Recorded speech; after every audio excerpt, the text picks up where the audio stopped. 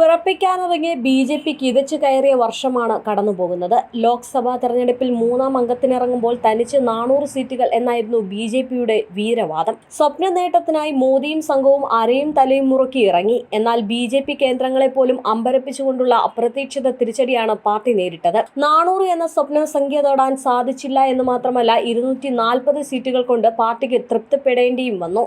2019 ലോക്സഭാ തെരഞ്ഞെടുപ്പിൽ 63 സീറ്റുകളുടെ കുറവാണ് BJPക്ക് ഉണ്ടായത്.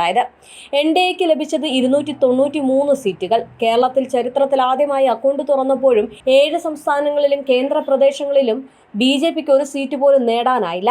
2019 ലോക്സഭാ തെരഞ്ഞെടുപ്പിൽ 303 സീറ്റുകളാണ് BJP ഒറ്റയ്ക്ക് നേടിയത്. കേവല ഭൂരിപക്ഷത്തിന് വേണ്ടത് 272 സീറ്റുകളായിരുന്നു.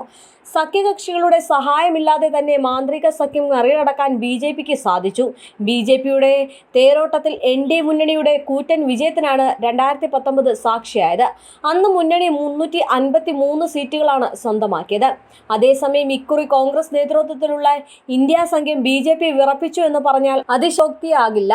2019 വെറും 52 സീറ്റിൽ ഒതുങ്ങിയ കോൺഗ്രസിന് 99 സീറ്റുകളാണ് ലഭിച്ചത്. സഖ്യത്തിലെ മറ്റൊരു പ്രധാന കക്ഷിയായ സമാജ്വാദി പാർട്ടി സീറ്റ് ഉയർത്തി. 5-ൽ നിന്ന് 37ലേക്കായിരുന്നു സീറ്റ് മെച്ചപ്പെടുത്തിയത്. തൃണമൂൽ കോൺഗ്രസ് 7 സീറ്റ് വർദ്ധിപ്പിച്ച് 29 തൊട്ടു. DMK ആകട്ടെ തമിഴ്നാട് തൂത്തുവാരി. 22 സീറ്റുകളായിരുന്നു പാർട്ടിക്ക് ലഭിച്ചത്. NDAയിൽ DPE ആണ് ഏറ്റവും കൂടുതൽ സീറ്റുകൾ നേടിയ രണ്ടാമത്തെ പാർട്ടി. 16 സീറ്റുകൾ. 12 സീറ്റുകളുമായി JDU ആയിരുന്നു മൂന്നാം സ്ഥാനത്ത്. ഒറ്റയ്ക്ക് കേവല ഭൂരിപക്ഷം തികയ്ക്കാമെന്ന മോഹം തകർന്നതോടെ മൂന്നാം ഊഴത്തിൽ പത്യമടക്കേണ്ടി വന്ന BJP ആണ് ദേശീയ രാഷ്ട്രീയം കണ്ടത്.